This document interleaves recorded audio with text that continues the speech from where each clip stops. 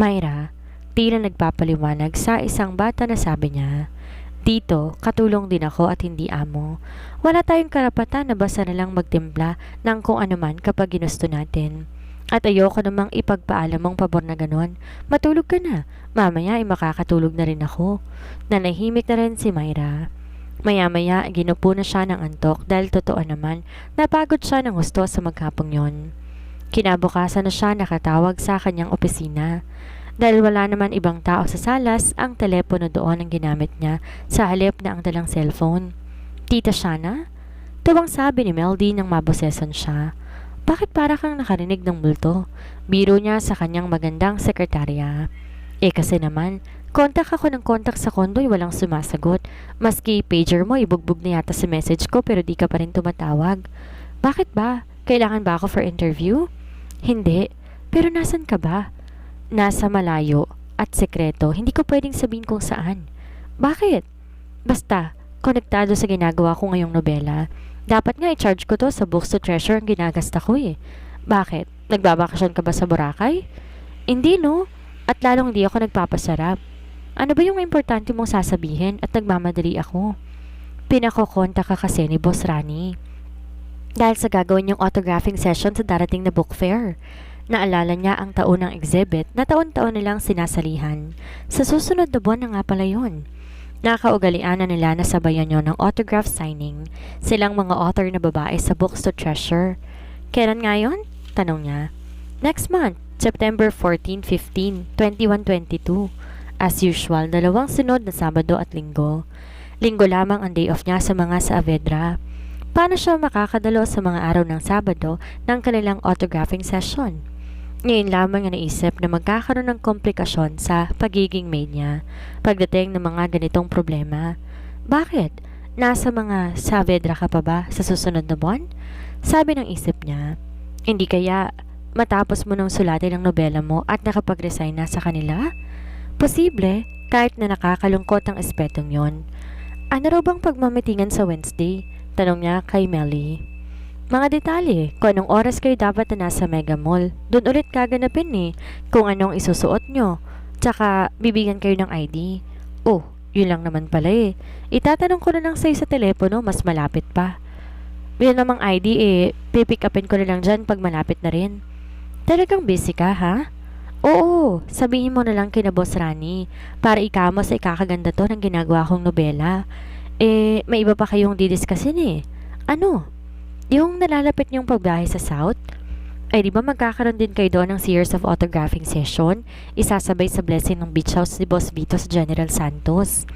"Oh no," sabi ng isip niya.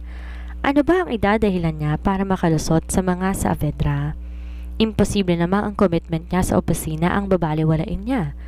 Bilang number 1 writer ng Books to Treasure, obligado siya na gampanan ang functions niya. Tsaka, "Tita, kailangan ko ng black and white picture mo." "Anin?" "Mababago ng presentation natin ng mga libro. Lalagyan na sa back cover ng litrato ng mga authors. Hinihiling ng mga fans, parang sa mga abroad. Social, no?" "Oh no!" Napalakas sa sambit niya. "Tita?" sabi ni Meldy na waring ipinagtaka na hindi siya natuwa sa ibinalita nito. Kung noon nangyari yon, tiyak niya matutuwa siya. Pero sa ngayon ay pinakatago-tago niya sa mga Saavedra ang identity niya. Hindi niya papayagan na mapublish sa libro ang mga litrato niya. At alam niya na mahihirapan siyang ipaliwanag sa mga boss niya kung bakit kailangan niyang tumanggi sa bagong pakulo ng mga ito. Parang kinasiyan siya ng tadhana ng Miyerkules na iyon. Sumasakit ng ulo niya kanina kakaisip kung paano saglit na makakaiskapo para makadalo sa meeting sa kanilang opisina, pero wala pa rin siyang maisip na idadahilan. Saka naman siya inutusan ni Judge Saavedra na mag-grocery. "Pasama ka na lang kay Doring," sabi ng babae.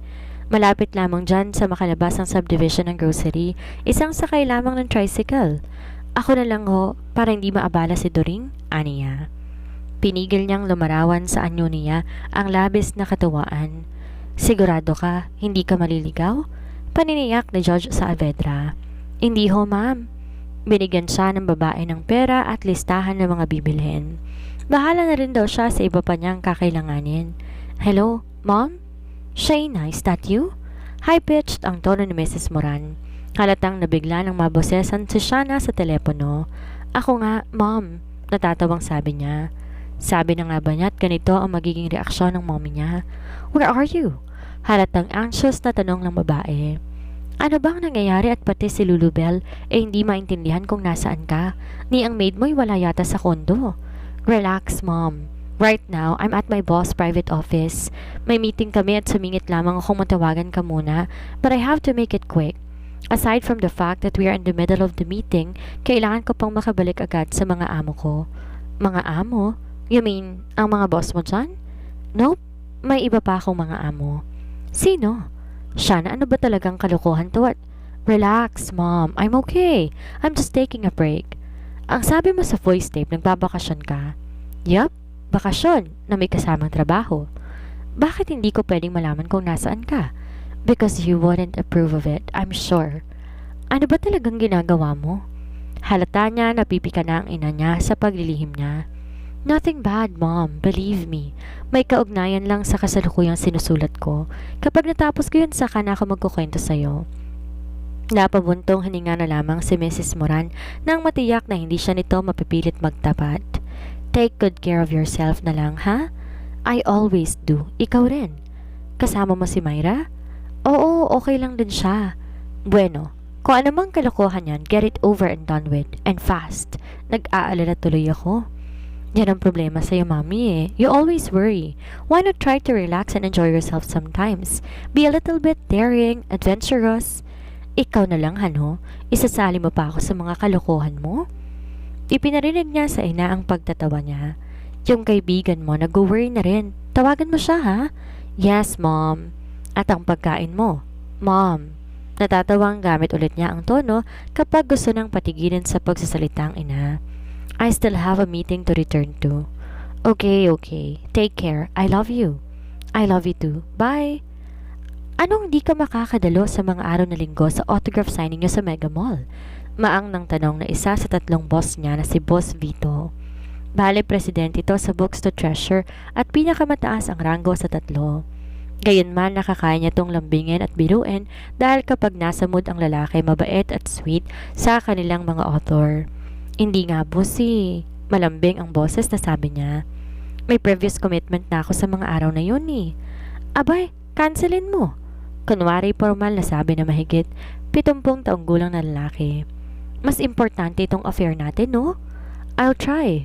Sabi niya na nag-isip na agad ng paraan kung paano makapag-day off ng 2 sunod na araw. Ng 2 sunod na linggo, posible nga kayang hiramin na lamang niya ang day off ni Myra pares ng suggestion nito noon sa kanya? Hindi pwede ang I'll try. Stricto nang sabi ni Boss Vito. Basta, it's a must na naroon ka. You owe it to your fans. Tsaka kailangan din namin ng mga kasamahan mong presence mo. Okay. Pagko-commit na niya. Pero sa tour sa South ay talagang hindi ako sigurado kung pwede ako. Sabi mo baka mauna pa yun sa autographing session. Bakit hindi ka sigurado? Tanong na ni Boss Vinci na vice-presidente naman ng kumpanya. Dati lagi kang available sa mga lakad natin ah. May commitment nga ako ngayon eh at hindi ko pwedeng sabihin sa inyo kung ano. Konektado sa ginagawa ko ngayong nobela. Wow ha? Biro sa kanya ng 42 taong gulang na lalaki. Gusto mo pa kami ngayon na guiltyhin para hindi ka masita? Totoo nga, boss. I wish I could tell you this, pero hindi pa kasi pwede. Saka na lang. Bigyan mo naman kami ng clue. Natatawang pakli ni Joe Alvincola. Writer niya at matanda sa kanya ng ilang taon. Kapares din to na naging adventure mo nung minsang kinilangan mong magkunwari na mail order bride, Joe, sabi niya. Hindi ba't kinilangan ka pang mag-apply kunwa sa isang matchmaking agency para lamang ma-feel at ma-research ang mga pangyayari sa ganong arrangement? Totohanan siyang nabingwit na isang foreigner, biro ni Myla Joshua, isa pang coworker niya. Baka ganun din ang mangyari sa'yo, Shana. Sana nga, ganting biro niya sa kasamahan. Yung nangingisdap ang mga mata niya, sabad ni Velda Obligacion, isa pang author sa Books to Treasure. May naaamoy yata akong romance dyan sa ginagawa mo ah. Kung ano man yan ay huwag mong gawing dahilan para hindi makasipot sa mga obligasyon mo rito, Shana. Formal na sabi ni Boss Rani, ang kanilang office manager. You have a commitment here. Kapag ang boss na yon ang nagsalita, ay natatameme siya. Formal kasi ito at direct to the point. Okay, formal lang sabi niya. Pero makikiusap ako na i-move ang date ng biyahe natin sa South kahit after a month and a half man lamang. Okay, sabi ni Boss Vito pagkaraan ng saglit na mag-isip.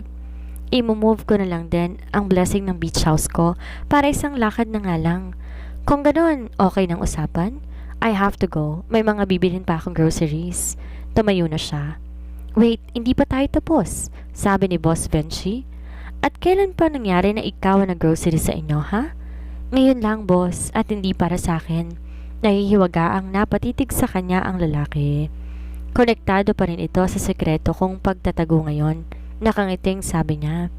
I will make kwento na lang later, pero may pag-uusapan pa tayo.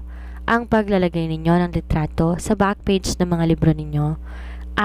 Yan definitely ang hindi po pwede. Ang mga kasamahan ko na lang. Kumunot ang noon ng mga boss niya. Temporary lang naman eh. Maybe after a month and a day ay pwede na. Pero sana si Boss Vito. Pagbigyan nyo na ako rito, boss. Pero may iba ang format ng libro mo. For a while lang naman eh. Tsaka malay nyo, kung maging attraction pang lalo yun sa mga readers, syempre, mamisteryosohan sila kung bakit wala akong picture sa libro. Gayong ang mga kasamahan ko ay meron. Pag na-curious sila, lalo silang bibili ng libro ko. Or it may be the other way around. Anivenchi. Tingnan muna natin, boss. Basta sa ngayon, I beg of you. Hindi mo na ako sasali sa pakulong yun. Nako, siya na ha. Parang sumasakit ang ulo ko sa konsumisyon na sabi ni Boss Vito. Nakangiti ang lalaki dahil wala namang magawa. Pag di mo kinuwento sa amin later kung ano yung misteryosong yan ibabala ka namin sa kanyon. O kaya naman, iuhulog sa bunganga ng bulkan. Biro na rin ni Boss Benchi. Ang lulupit nyo? Natatawang sabi niya sabay kuha sa shoulder bag niya sa upuan. Hindi na siya nagpigil na pa ng mga kasamahan nang nagmamadali na siyang bumaybay sa mga iyon. Namimili siya ng groceries, naiisip niya si Lulubel. Kino-contemplate niya kung tatawagan ba o hindi ang kaibigan. Parang di pa niya ito gustong tawagan. Alam kasi niya nagmimistula itong parang ang mga mommy niya. Mangungulit kung ano ang sekreto na ginagawa niya ngayon, kung nasaan siya, at kung kilala niya si Lulubel. Alam niya na hindi ito papayag, na hindi siya magtatapat.